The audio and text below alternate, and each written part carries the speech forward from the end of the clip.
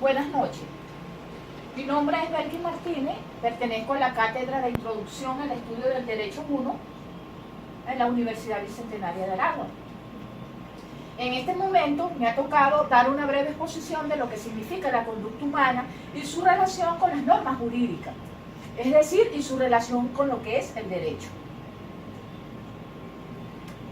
Como todos sabemos, la conducta humana es aquella serie de comportamientos que tienen los sujetos, que tienen los individuos, que tienen los seres humanos en un entorno social.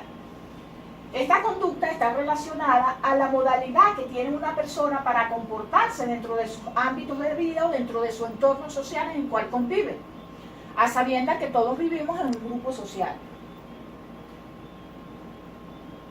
Esto quiere decir que el término puede emplearse como sinónimo de comportamiento, ya que se refiere a las acciones que desarrolla un sujeto frente a los estímulos que recibe y a los vínculos que establece con su entorno. Dicho de otra manera, la conducta humana viene dándose por una serie de indicadores que está relacionado con la cultura y con los diferentes aprendizajes que trae el sujeto de su vida pasada. Es decir, el entorno familiar, el entorno social, el entorno político de un país o de un determinado ambiente es lo que determina el comportamiento y la conducta de los seres humanos.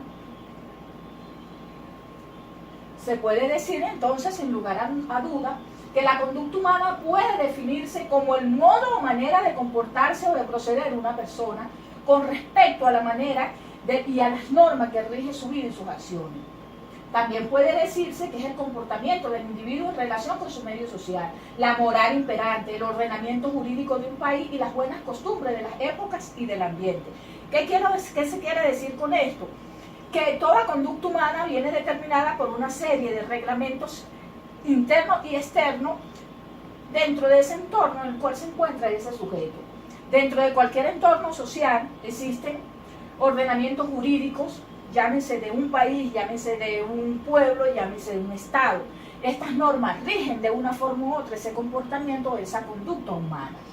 También las costumbres, los valores que se traen, puesto que no todos los países tienen las mismas costumbres, ni en todos los países los valores son los mismos, la ética y la cultura son las mismas. Hay diferentes culturas, hay diferentes valores, y esto es determinante en el comportamiento y en la conducta de los seres humanos. La conducta humana requiere o necesita una regulación, por eso lo llamamos formas de regulación. ¿Cuáles son estas regulaciones? Las normas impregnantes o las normas que se encuentran en un determinado medio social o ambiente social. Por ejemplo, el Código Penal, la Constitución de la República, y toda esa serie de normas que se encuentran allí. Dicho de otra manera, en las instituciones, en las empresas donde nosotros trabajamos, también existen normas internas que hay que cumplir, existen en el caso de los estados normas que regulan la conducta no solamente de los sujetos, sino también de todo lo que es el entorno social. Es decir, las normas son principios directivos de la conducta o actividad humana, y estos principios tienen que existir, deben de existir, y nosotros nos debemos regir por ellos. Estas normas pueden ser de diversos tipos, de diversos caracteres, lo que es la parte jurídica, las normas morales, las normas sociales, las normas inclusive internacionales que rigen los países. Para acotar un poquito y concluir lo que es el concepto de conducta humana, desde mi punto de vista particularmente, la conducta humana viene regida por una serie de valores y de principios que se encuentran y se desarrollan de acuerdo a los aprendizajes que tienen los sujetos, de acuerdo a las costumbres que tienen los sujetos y de acuerdo a los valores que esos sujetos desarrollan en su medio ambiente. La conducta humana se rige por unos grandes indicadores. Estos indicadores son la hiperactividad y la coercibilidad de la norma jurídica, es decir, la actividad que conlleva dentro lo que es la conducta del ser humano. Lo podemos definir de la siguiente manera. La hiperactividad y la coercibilidad de la norma jurídica. Se entiende por coercibilidad la posibilidad lógica de sanción, que es igual a sinónimo. Dicho de otra manera, es la necesidad de que la norma se imponga o no la embole, es decir, quieras o no, tienes que cumplir la norma, porque nosotros no podemos tener comportamientos ajenos a unas normas jurídicas existentes, nos debemos regir por esas normas. Y queramos o no queramos, debemos cumplirlas. Porque si no, lo que va a imperar es el desorden social. Esta es una característica exclusiva del ordenamiento jurídico y esto lo diferencia de lo demás. Podemos decir entonces, sin lugar a dudas, que dentro de estas actividades que rigen estos dos grandes indicadores se encuentra la coerción, la coacción y la sanción. ¿Cómo se puede definir la coerción? La coerción es todo tipo de presión que se ejerce sobre un libre albedrío de una persona para que cumpla un deber concreto o adopte una conducta determinada. Es decir, son aquellos comportamientos que tenemos nosotros que tener, nos guste o no nos guste, pero que la sociedad nos impone y que debemos cumplirlo. Podría decirse de otra manera que la coerción, uno de los factores que lo determinan es el Código Procesal Penal, porque es allí donde están las normas que rigen la conducta del ser humano. Ahora bien, la coacción es la aplicación forzosa de la sanción o la fuerza física externa que nos obliga a cumplir esa sanción. Por eso la moral y la religión no tienen coacción. Los términos coacción y violencia privada se emplean con frecuencia en derecho, en ciencia y política y en sociología para referirse al uso de la fuerza que se impone a una persona para obligarla a decir o hacer algo que no quiere. Particularmente, en nuestro caso, en lo que es Venezuela, pueden ser todas aquellas conductas que nos obligan a nosotros a tener porque la sociedad nos los impone, particularmente, por ejemplo, en el caso de la obtención de alimentos. Nosotros tenemos alimentos de una manera que quizás no es el que nosotros hemos elegido, sin hablar de política, un ejemplo social que se está poniendo. Ahora bien, ¿qué son los convencionalismos sociales? Esta es otra parte bastante interesante de lo que es la conducta. Son aquellos que se basan en las costumbres, es decir, en la repetición frecuente de un determinado comportamiento.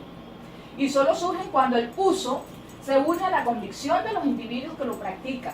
Por ejemplo, nosotros tenemos convencionalismos sociales de dar el paso a una dama, de ceder el puesto a un anciano.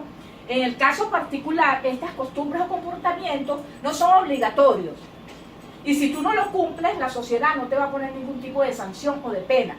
Pero son esas costumbres a los que nosotros nos han enseñado nuestros padres, los valores que se han impregnado en la sociedad y los propios aprendizajes que nosotros traemos. De repente, una persona tiene esa capacidad de tener esas costumbres, de ceder un puesto, de pedir permiso, de acompañar a un anciano, pero otras no los tienen. Entonces allí se ve lo que son los convencionalismos sociales. ¿Los puedo cumplir o no los puedo cumplir de acuerdo a mis costumbres, de acuerdo a mis valores y de acuerdo a mis aprendizajes? Ahora bien, ¿cuáles son las características de estos convencionalismos sociales? Son las siguientes. Tienen un carácter social, porque se hace en sociedad, en grupo, en un entorno social. No lo puedo practicar de manera individual. Tienen un aspecto de exterioridad, se puede hacer fuera, afuera de, es decir, siempre fuera de nuestro entorno. Tienen absoluta pretensión de validez. Son exigencias que reclaman un sometimiento incondicional, no es una invitación, un consejo. Allí eso nos indica que son exigencias que nos da la misma sociedad, que podemos cumplirlo o no queramos cumplirlo, ya es cuestión personal de cada uno de nosotros. Tienen carácter unilateral, son únicos, obligan más, no facultan. Por ejemplo, si se le cede el puesto a una dama, se cumple con un deber de cortesía, pero tal deber no constituye una deuda, ni su incumplimiento genera alguna sanción jurídica.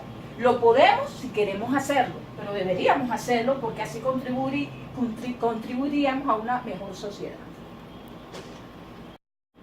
Ahora bien, las diferencias entre convencionalismo social y normas jurídicas. Esto es bastante interesante, porque una cuestión son esas costumbres y esos valores que nosotros traemos, que tenemos, y otra es esas normas jurídicas que se encuentran en el entorno social y que nosotros debemos respetar y que estamos obligados a cumplir.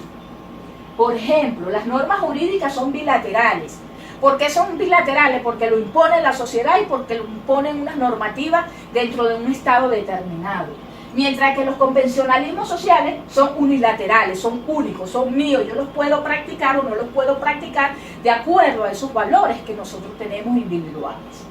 Las normas jurídicas poseen valor de justicia, mientras que los convencionalismos tienen valor en el aprecio colectivo. Si yo hago una especie de cortesía a un niño, una dama, un anciano, es la sociedad la que me va a premiar o me va a castigar, dependiendo de. Sin embargo, si yo incumplo una normativa jurídica, particularmente si nosotros matamos, si nosotros asesinamos, ya es el Estado, ya es el Código Penal el que nos va a sancionar y vamos a tener una sanción penal por ello. Por eso es que se dice que los convencionalismos sociales son incoercibles y unilaterales, mientras que las normas jurídicas son coercibles y obligatorias. Hay que cumplirlas, porque nos las impone la sociedad. De acuerdo a todo esto, muchas gracias. Esta es toda mi exposición. Espero que haya quedado claro lo que es el comportamiento humano, lo que son las normas jurídicas y su relación con nuestra participación en una sociedad determinada. Gracias.